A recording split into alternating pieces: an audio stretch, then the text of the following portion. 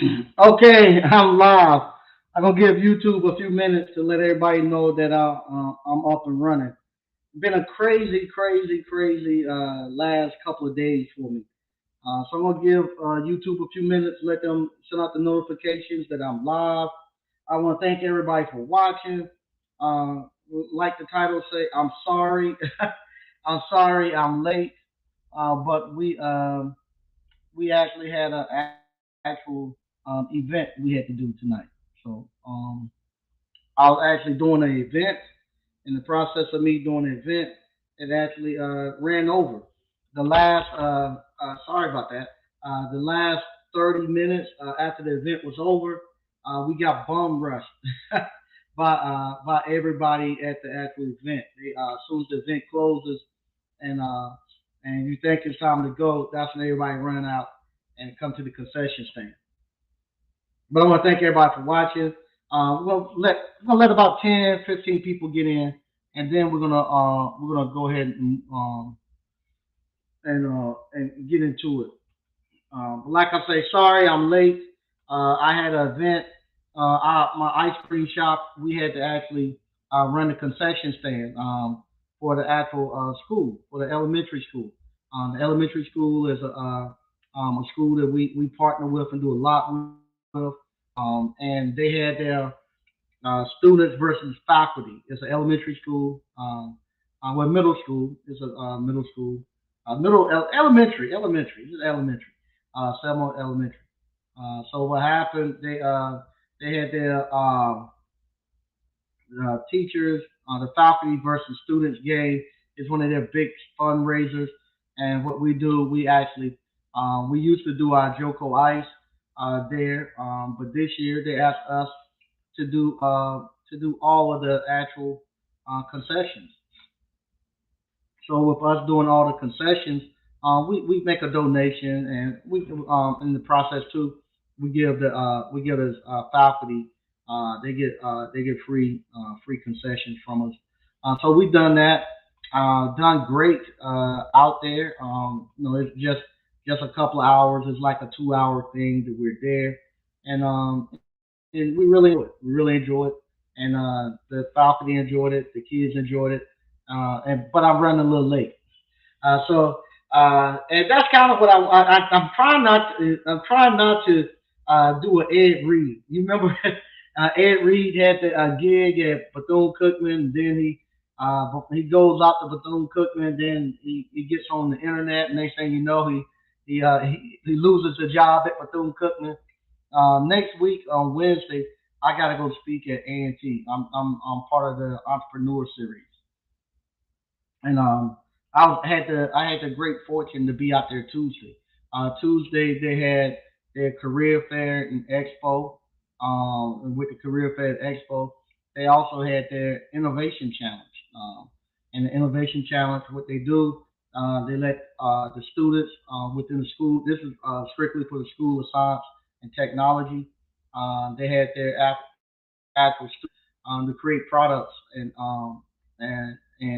do a pitch, kind of like they do like with a Shark Tank, where they build their product, and then they go out there and they pitch it, and they pitch it in front of major companies, and we get to vote who actually had to vote on the project, and they actually win real money. And some of the inventions that they put out, some of the companies want to use them. This time, the one that the guy put out, I think the company, one of the companies is going to use it. I don't know how much I can speak on it, so that's why I don't want to do the Ed Reed. But they are talking to some people who work at that company. They're really impressed, and they saw a need they could use with that. But that was one of the things I wanted to talk about. And I can talk about this because it's not anything bad. Be honest, I didn't see anything bad there when I was there. It actually opened my eyes up. I got some footage, as much as I was allowed to actually record of the university. The first time my daughter graduated, my oldest daughter graduated from ENT about 4 years ago. And so this was pretty much the uh, first time even with her there. No, I was there for events like homecoming and stuff. I never just came in the middle of the day and just sat there and just and got to actual watch the campus since I left college. But we were there. They had earlier that morning. They had a career expo, career fair, where all the companies came there looking the way they used to do it when I was in school, looking to hire people, interviewing people. And old Appliance Boot Camp was out there, and it was funny. I can say this because it's not nothing bad on the school. I was actually out there, and I'm teaching. I'm telling people about entrepreneurship and the advantages of appliance boot camp. So the students are actually looking for jobs. No, that's the way the climate is right now. That's what everybody's still looking for jobs. They're not quite interested in what I'm saying. So what I'm doing, same thing I always do. Hey, if you register for just subscribe. All I'm doing there is getting subscribers and hoping that they'll listen to the channel and eventually I'll pull them in. I always tell them, you right now, how old are you? I'm 21.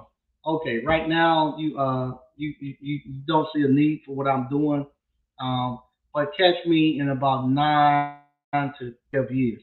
By the time you're 30, no man wants to be working for another man. Don't want another man telling them what to do. So give me about 9 to 12 years, 9 to 15 years. You'll be back. But just subscribe to my YouTube channel, and you do, I give you a free shirt. So that's how I give them free shirts if they just subscribe, just in to boost my subscriber count. But the actual uh, corporations that were there. The corporations they have their engineers, they have their VPs and all that actually come out to these recruiting jobs. Now that was a different story. Those guys, I actually sold about 4 or 5 courses while I was there. One guy, I don't know if he's watching. I truly enjoyed talking to you. Great time. Him and I talked pretty much the whole time.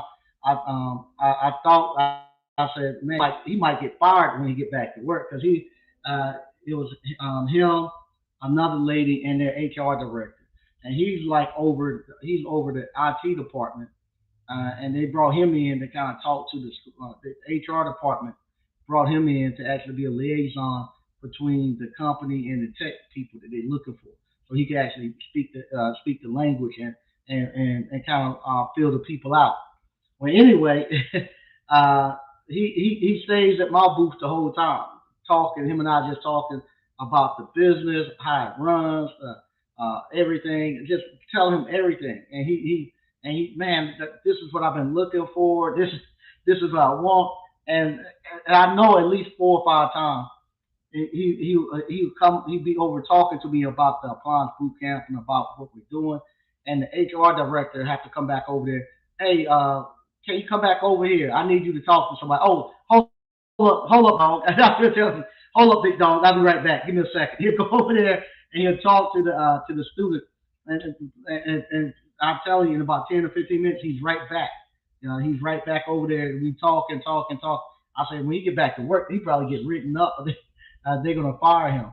Also, if the young ladies watching, I was actually surprised. I found out early on in the thing, I'm not going to get many students, but these the actual recruiters are the people who are actually buying my courses. So what I would do, I would just go around and I would actually talk to all the recruiters, just introduce myself. Hey, Mike Sneed with Appliance Bootcamp. I want to give you a couple of my brochures. I teach people how to start their own appliance repair business, and tell them about the appliance repairs, the last of the skilled trades. Doesn't require a contractor's license. Oh man, this. Hold on a second, man. Wait right here. Let me finish talking. So they talk. Oh man, tell me about this. How long is the program? Just a weekend. You sure a weekend? Yeah. Wow. Okay. Let me ask you something else. Hold on. So anyway, that's what I done. I sold about 4 or 5. Matter of fact, One guy actually bought. I saw. I recognize. I don't want to call his name. I saw he bought it yesterday, and so that I think six. I think my count was six. At the end of the day, I sold six subscriptions to Applause Boot Camp while I was out there to the actual recruiters. One young lady, I can't remember her name. I can't remember the company she was with, but she was out of Atlanta. She was out of Atlanta, and I was walking through and I was introducing myself, and she was like, "Yo, don't you be on YouTube?" I was like, "Yeah." Oh snap! I see you all the time. It's wild. She was like, I would never think I would see somebody off of YouTube in one of these. Man, this is crazy. Yeah, I watch you all the time on YouTube. So I ran into that, and that was cool. But like I say, that's the first time in a long time I had to sit and watch those kids and we what you call. I look at the kids. Those kids are a lot are totally different than what we are. We look at we're looking at the rappers and all this stuff and thinking that's the way these kids are that's on these college campuses, especially at the HBCUs and and and the universities. They're not. Uh, uh, these guys and young ladies I saw, they were superior A1. I mean, I was looking. It was such a diversity. I hear a lot of YouTubers always talking about, if I was a nerd, if you're a nerd, black people don't like you and they make you they ostracize you and they're gonna pick at you and stuff. Nah, these that's when we was going growing up. That might have happened. Not anymore. Unless it's just happening in the hood or it's just happening. I don't even. I don't know if it's still. I don't know. I don't know. Because I'm 50 years old. This is the first time I actually had a chance to sit amongst these young kids. These young kids, they don't care what you do. As long as you happy and stuff, they don't care. They don't. We're the only ones that still try to push people into all these boxes. When I was at A&T, everybody was pretty much monolithic. Everybody was pretty much dressing the same. Everybody was pretty much listening to the same music. Everybody was pretty much operating on the same wavelength. Um, this past week when I was sitting up there, I was just sitting right there at the student union, and eating and stuff, and it's crazy. This is another thing too on the campus. They have robots. AI has taken over. They have robots, so they don't have waitresses and waiters anymore. They have robots, and the robots they running back and forth all around campus delivering. That's the Uber on campus. So you sitting down, you see these little robots just going everywhere, taking food to the dorms, everywhere. These robots are going, and the robots are crazy. They can tell if somebody walks in front of them, they stop.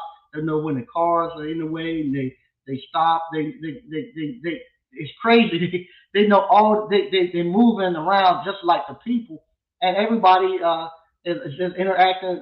Just their lives are going right along with these little robots that's going everywhere, delivering the food and taking stuff, and then the robots will come back and just park, and then you'll see them load and he'll go to the next place, and it's crazy to see that happening all day.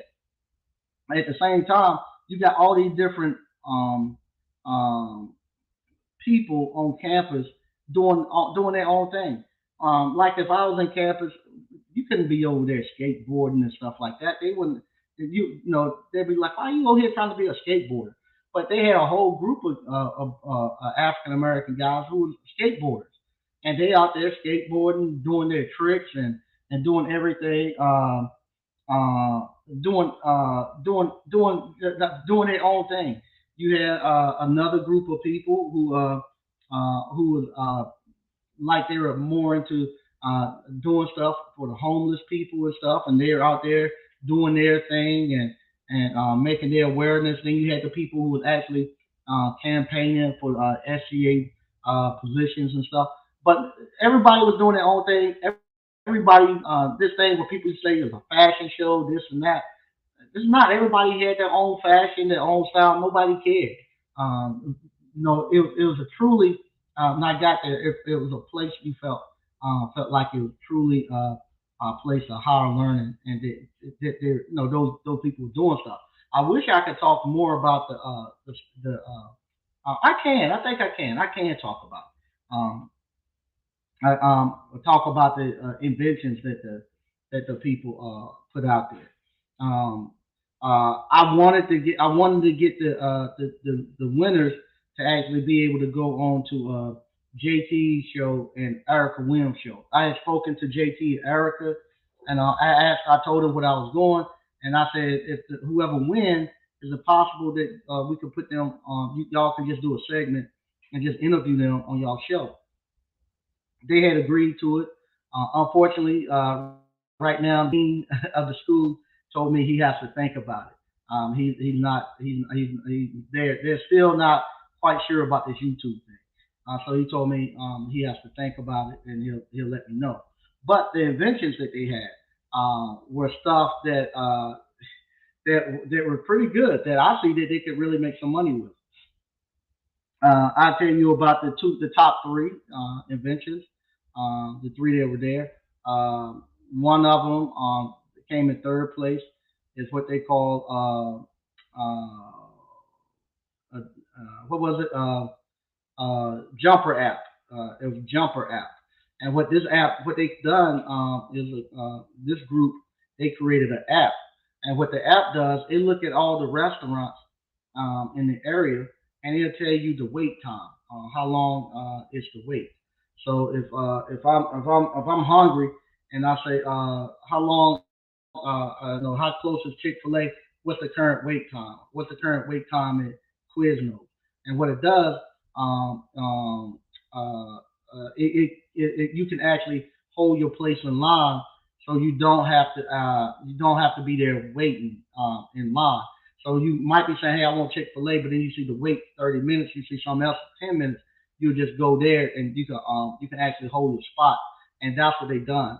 And so that way you can actually see where you're getting the quickest response, where you can go the quickest. And also, it used the analytics to tell other restaurant owners, hey, um, this Chick Fil A, it'd be great to put. You could actually go to Chick Fil A and say, hey, Chick Fil A, you need to put a Chick Fil A on the west side of campus. We only have one right now on the east side of campus. But you see all these people using our Jumper apps, and they're actually going and they're walking the east side to the west side. But at this peak time, they're checking our app and they're saying that your wait is 30, 40 minutes. And you're saying that they're going someplace else, but they're coming to you first. If you were to actually put another Chick fil A on this side to service this side of the campus, you will actually be able to grab this many more sales. So they have the analytics and stuff put into there, and they call it the Jumper app, and you could use it for all the different restaurants and stuff around that area for college kids. So you know you only got an hour and a half before your next class, and you need to grab something to eat. You can actually put in there 15 minutes, and it'll show you all the places that got a 15-minute wait. So they had that there. That's what the students had done. The other one was my vocal coach. What this was one young man. He had done this one. What he done, he created an app on your phone that become like your vocal trainer. So if you wanted, you could have a vocal coach. And you were somebody who was aspiring to be a singer. You could get this app, and when you sing into the app, it'll tell you, if your pitch is off. It'll tell you, I don't know how to sing, but he'll tell you if you straining your larynx. It'll tell you you need to breathe, and he'll actually listen to you singing a song, and he'll give you an actual workout plan to actually get better. How to work on your breathing and how to different notes and stuff.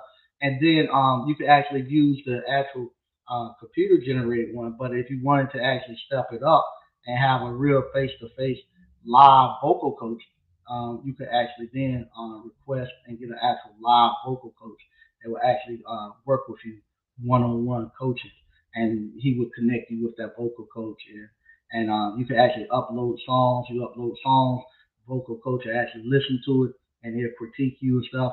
And not only that, it would do it with melodies and harmonizing. So if you're doing a choir or you got two or three people, they could sing together, and it'll tell you if they're harmonizing and all that. So you had that, and then you had the other one too. They call the Stumper, the Stump. I think it was Stumper or Stump. What they do, they created an actual app that actually goes out and scans the sidewalk, um, and uh, and the sidewalk. What it does, it looks for uneven pavement, and uneven pavement could be a hazard, especially for people ADA, people handicapped, people visually blind. They could hit that uneven paved walk and fall and hurt themselves, and it becomes a safety risk and also a litigation risk. So I was actually looking at it, and I was like, you're going to be pushing that towards the government. I'll be honest, when I was looking at that invention, it's great because it is 3D scanning and it'll mark all the places that need to be addressed. And I say, good luck trying to get the government or the town to fix it. They ain't got no money, and a mayor or anybody in the town on town council, they don't want nobody knowing all these bad spots they got all across town. Man, I got a fly coming through here. They don't know all these bad spots they got flying all across town because they ain't got the money to fix it. And then if they do fix it, they're gonna mess the budget up, and then they get pinged for not being financially astute of what's going on. Saying they spending money recklessly, so they blew their budget. So I said, you're not gonna go, but we had some major companies there who actually liked it because what they're looking at, not so much the sidewalk, they have distribution warehouses. And those distribution warehouses, they actually have that same issue. And OSHA, they want to get it before OSHA come in there and do inspections. And what they currently have to do, they have to actually have somebody walk around a warehouse, and they say it might take them a week or two for one person to walk around the warehouse trying to scan all this stuff and can't find it. Versus with them, they have a 3D. They built a 3D scanner that's on your cell phone that just goes out and it scans it for you, and it automatically tells the uneven places and mark the places for you. So they could actually do that in the warehouse. Just have that run through the warehouse, in less than an hour or two. It'll scan the whole warehouse and give them all the little spots that need to be addressed. And then they can send their maintenance people out there and fix it before a worker get hurt or before OSHA comes in. So with that, they actually won. They won the contest, and also. But I would like to get them on to YouTube and stuff because they could actually make some money, especially the guy with my vocal coach. He could actually really make some money with that thing if we could get him on with like somebody who could actually push his product and show them the back end of it. They got the technology part of it. They just don't know right now how to actually take it to the marketplace. So that's something that the university, not just A&T, all universities is having to work with because they're so used to just taking their talent and pushing it in front of people so they can actually give them a job, not so much taking that talent and actually saying, hey, let's go ahead and take this thing to the next level and go ahead and put it out there in the marketplace. That I'm kind of I'm real anxious to see how far it goes. If they're just gonna let it, if they're just gonna say, okay, that was a grade and move on, or if they're gonna push that thing out into the marketplace and make some money. Like I said, I talked to the dean. He said he'd get back with me because I don't know. Kind of like when I used to work in Nortel and work in engineering. If we develop or created something while we was on the job, it would actually belong to Nortel. It didn't belong to Mike Sneed. So I think the same thing happens with Dayton University, that their professors and stuff are working with them. I think that might belong to the university, and they have whatever stuff come out of there belongs to the university, not necessarily those kids. So I don't know how that goes, but that's what I got to see. I got to see that, and I got to sit with I got to sit there and judge and give input with senior staff major corporations, PhDs at major corporations, and old Mike Sneed was able to hold his own, and I felt like I belonged. I didn't. It wasn't someplace where I didn't feel like I didn't belong. I actually felt like I didn't feel I knew I belonged there. I actually belonged there, and that was a great feeling because, like I say, I got to go speak. I got to go speak next week at A&T. I'm part of their entrepreneur series that they're doing, and even the keynote speaker is funny. The keynote speaker that was actually keynoting the actual uh, uh, the the uh, the innovation challenge. They had a keynote speaker. His actual the guy who actually started his business, started the company he worked for, Mr. Jeff Foster. Him and I actually worked together at Nortel. It was crazy. Him and I actually worked together at Nortel. Him and I are friends. We started entrepreneurship pretty much the same time. I remember when he got laid off from Nortel, he went back and got his MBA. No, no, he did. He might have went and got. I wonder if he got. He was in school getting his MBA at Wake Forest while we was at Nortel. He was a project manager. I was a test engineer, and and and him and I got laid off about the same time, and he started his business venture the same time I started mine, and it was crazy because uh, I saw his one of his VPs. I guess he's a VP or engineering manager. He was actually being the keynote speaker, and it was crazy. I said, no, I know Jeff. I know Jeff. We actually work together. I know Jeff. Not just say I know of him. I actually know Jeff. So it's crazy to see, at this time that we actually are seeing our names being put up on stuff like that. It never know, and it never know, never know. We actually worked in the same engineering department, and it was Nortel. Then we got sold to Selectron, and we got laid off about the same time. But that's how crazy the world is. And he has a huge manufacturing company. Matter of fact, Jeff's manufacturing company is actually located on the A&T, North Carolina A&T, have a research and development campus where they actually have corporations there, and he actually have his corporation there. Uh, on there, and so it was good. It was good. I'm gonna read some of the stuff, and like I say, I'm tired. We've been scooping ice cream. I go from starting an appliance repair business in school to now I'm actually scooping ice cream. But it was great because today, like always, I'm working with my son. I'm making this transition, trying to get my son up and going, get him where he needs to be at. So him and I actually were doing it, but unfortunately, it got to a point where we had to call in some big guns, and so we I had to make a call, and my wife came down. So we got to actually work. My wife, my son, and I actually worked there today, and that was great to be have your family out there and you all working. It felt really good. Stoker Reviews. What's up, ABC fam? Hey, how you doing? 63 Apollo Rag Dude. What's up, Mike and ABC family? Hey, how you doing? Quentin Hodge. Hey, Mike and ABC fam. All right. Mr. Mechanical. Salute, Mike. What's up? 89 Dr. Funk. What's up? What's up, 89 Dr. Funk? Zoe Holland. What's up, ABC fam? All right. Might get folks in trouble at the home booth. Yeah, man, it was crazy. Like I say, everybody, the guys and the young ladies, they loved it. They loved it. They loved it. And I sold the online version. 89 yeah.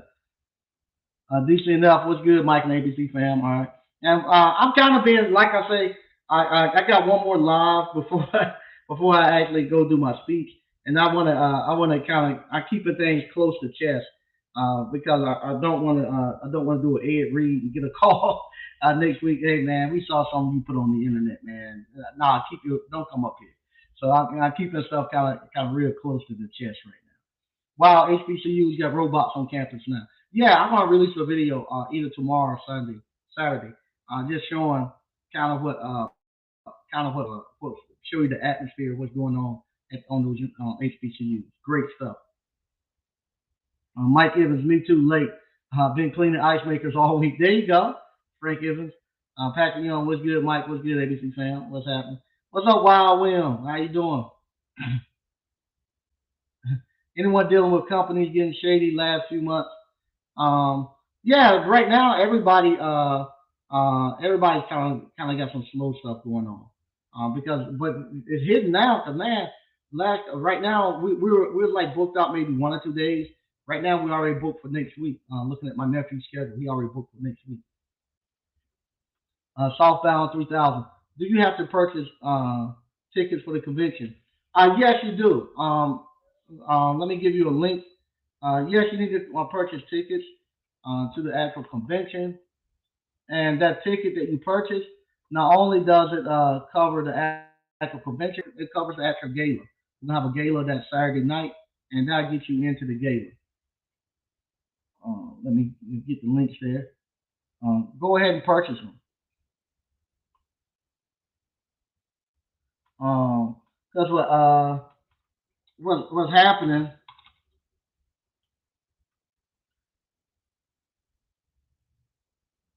No, we have I'm gonna say this too. This is crazy. uh, you all have here go the link if you want to buy those tickets. You all have actually changed uh, the whole uh, I would say black business YouTube. You all have changed the whole dynamics on it. The reason why, because you all are doing real business. Um, Up until maybe 2 or 3 years ago, black business YouTube wasn't that many African Americans really doing business, and you could actually sell people on stuff like a vision board and let me show you how to start a LLC. Let me show you how to start a holding company. Let me get your mind right. That stuff used to be able to sell people. What's happening? A lot of people are starting to realize now, hey, I don't get no views anymore. Ain't nobody buying the courses no more because you all now actually buying real. You all are doing real business, and that stuff don't move y'all anymore. And all those people that used to you could actually pull in and run that game on them, you can't do it now. So now people are starting to think, don't nobody ain't nobody interested in business. Now people are doing business now, and they just realize what you might be offering is not really business. So what's happening now? You all are running real businesses now. We are running real businesses now, and with that, we have to make a strong push and show people what real entrepreneurship is. Once you start running real businesses and all that, it's hard to actually uh, once you become a real entrepreneur, it's hard for you, especially in the appliance repair, to go out and buy a course. Cause you could on how to fix something because you could fix it yourself. You can figure it out yourself. You know how to read schematics. You know how to read the service man. You can fix it yourself. So it's not much of a. And then once your confidence is up, um, you what you call you go try anything and put it together before you go out and pay somebody $2 or $3,000 to try to teach you that. So you only can really sell people real time now. Get into the actual business. Once they're in the business, they up and running and they go. A lot of times now with the appliance boot camp, if you're doing appliance courses and stuff, um, it's hard once you put enough people, so many people out there, like we have put out there in the appliance boot camp. It get to a point where you're not really able to uh, keep selling the business part of it because what happens, I sell John Doe the business part, how to operate a business. What he'll do, he'll go out there, he'll run his business, get it up and running. He knows how to start and run his own appliance repair business. Now his cousin needs to know how to run a business, appliance repair business. He's not gonna tell his cousin, go buy appliance boot camp. I can show you how to do it. He gonna tell him because he know how to do it. He gonna tell him this is how you do it. Just do this, and go. And he gonna do it himself. So that's what you all are doing now. You all are now we got thousands and thousands of Mike Sneed out there who can actually teach you how to actually run appliance repair business. So with me, I get some people that still come through and buy it. It's enough, but it ain't like it once was. The course thing, if you're doing appliance repair, is it's kind of short lived now because unless you're gonna be building technicians. Now, if you can be building technicians, that's something totally different. Now, you can always have a job there. If I was to switch over and say, hey, I'm gonna just start teaching people um, how to be technicians and stuff. Yeah, you always get a job there. Have people come in there. I'll be honest, I don't want to be here stuck here every week teaching nobody, all week long how to be a technician. I'd much rather uh, do what I'm doing with the teaching the business part of it. So, with that being said, the same thing happens. A lot of people are too busy to actually take the time out to come to the actual convention. But I know we have the numbers out there. I know the difference that we make because what happened, uh, uh, I can see I can see not only on my end, my channel, I'm seeing because all of us watch the same people. I'm seeing those same people now starting to say some ain't just right about this business stuff. They don't care about me for business because y'all are doing real business now. Y'all are doing real business, and nobody cares about hearing a lot of fluff anymore. And the conversations that we have. You all, when you all call me and whatnot, y'all ain't calling me to talk about. It's funny. It used to be people called. They were calling to how you fix this. Now I get called. Hey, what's up? Nothing. What's going on? Nothing. I just call see what's up. I'm doing good, man. Doing great. Ain't nobody calling asking me how you fix this and that. No, it's not somebody who just came through. But somebody been doing it a year or two, they just call and see what's up. Because what happens, you doing good and life is good. You just want to have somebody to laugh and joke with, and don't have to feel guilty about it. So they just call, say, hey, what's up? Hey, what's happening, man? We talk 5 10 minutes, and they move on. And I, and I don't complain about it because I like it. Because like I say, I know so many people are getting out here, and y'all putting people out here, teaching them how to start businesses and stuff. Good stuff. And I'm kind of switching off from this. Somebody say. Also, I was telling them about the ice cream parlor, and with the ice cream parlor, they everybody wait till I get on. Then come. With the ice cream parlor, uh, the guy was telling me he was gonna buy a Pelican snow cone. I got two of them. A guy was gonna buy a Pelican snow cone, and with the Pelican snow cone, in order for him to get how to make their flavors and how to run their business, they wanted $100,000, and that's not including the location. That's just the buy their buy buy his his business plan, how he actually run it. And I was like, wow. He was like, yeah. And this guy, he was that close to buying it. He was getting ready to buy one in Fayetteville. He said, yeah, I was going to buy it, but he said the 100,000 won't going to be in the location or anything. It was just to get in. Then you had to go find your own location. So he did. That's about the same as a tropical smoothie. Now today, I saw a guy came out to the group and he's trying to sell. He's trying to sell. He's trying to sell a Baskin Robinson. He owns a Baskin and Robinson, and he's trying to sell it. He has a gross sales is about $460,000.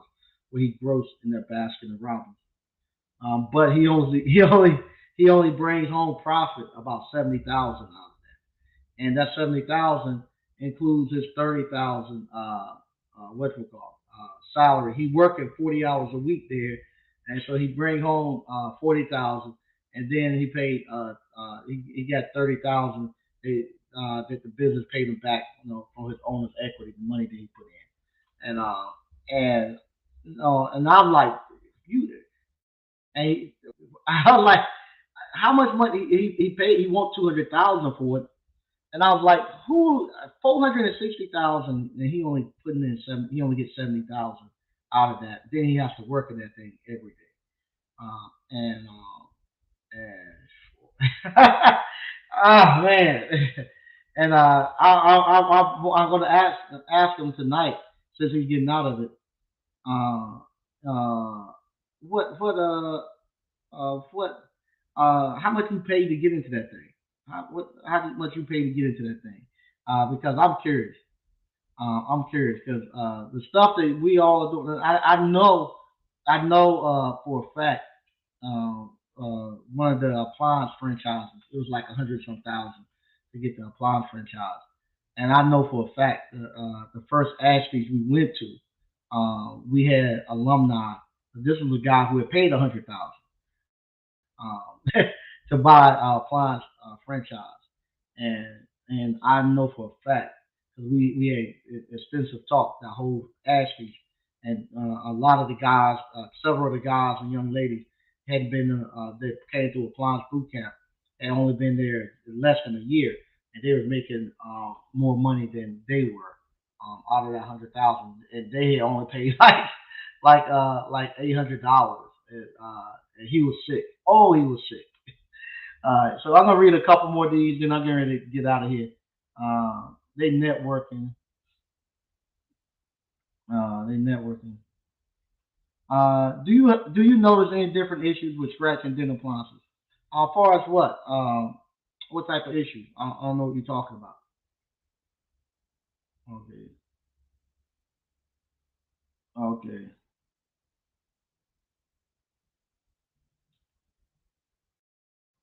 Um, okay. I'm networking here. Hey, Mike, I'm looking to start flipping dryers and washers. Is there still enough room to do that? Oh, good lord, yeah, yeah, 40,000 a year. Yeah, 40,000 a year. Yeah, yeah, you can always flip washers and dryers and make money. Uh, how much more? 40,000 a year. Jesus Christ. Let's see, 40,000 divided by 52. I mean, but like $700, $769. This is a $770 a week. Yeah, you could I was buying washers and dryers for 10, $15. If you go get the Holloways, and I could fix them and sell them for what you call 350 a set. So I have probably less than $70 into them, and you sell two or three. Right now, you can sell as many as you got because once this tax money start coming out. But yeah, you can sell them. Ain't for 770, 700, $780. Say less than $800 a week. Yeah, you can easily make that. They networking.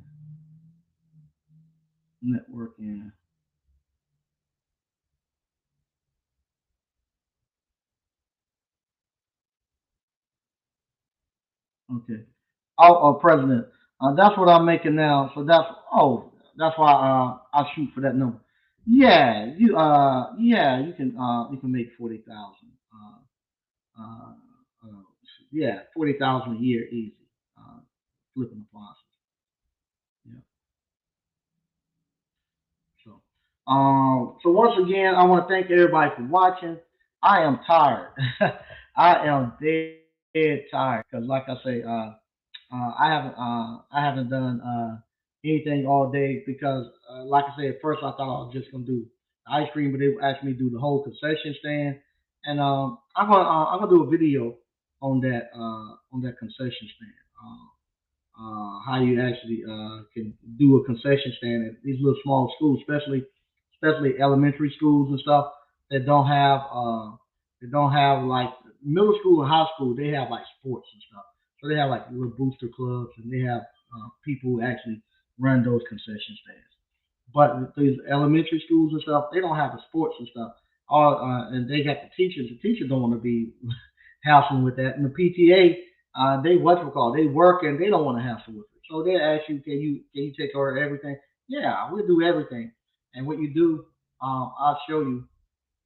You just go to your district, you go to your wholesaler, and you can buy you buy a whole box of those tackies. They love those tackies. You buy it's like 50 tackies in a box for $22.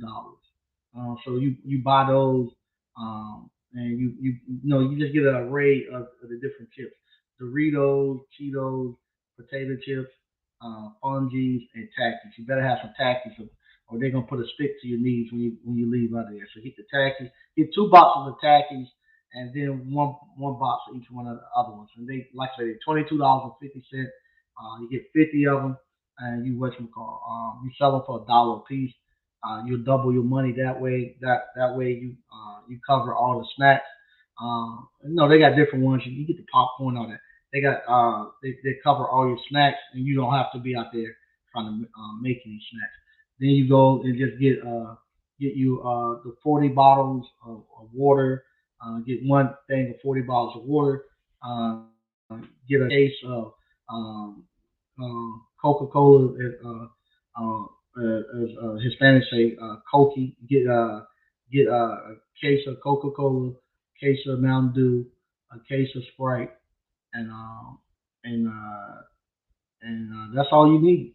You have your water, Mountain Dew, Sprite, and Coca Cola, and that's it. And then what I do, I take a little small deep freezer, and I take it out there, and I put all the waters in the deep freezer, and take my ice cream out there, and give them a combo. You get the ice cream and a bag of chips for $5. So the ice cream is $4, the chip is $1, and a drink is $1. So and that's how I do it. When you double your money out there, the ice cream you're gonna triple your money, but everything else you're gonna double it. And you can run your little concession stand right out there, and just put the chips on the table, let them just hey, give me $1, grab whatever one you want, keep it moving. So that's what we do, and make great money at it. So all right, so it's 9:15. I'm getting out of here. I'll talk to you all later. Bye bye. Southbound. How far is Selma from Kinley? 5 minutes. It's the next little town up on 301. About 5 minutes. If you blink, you run right through Selma into Kinley. So, all right. I'll talk to you all later. Bye bye.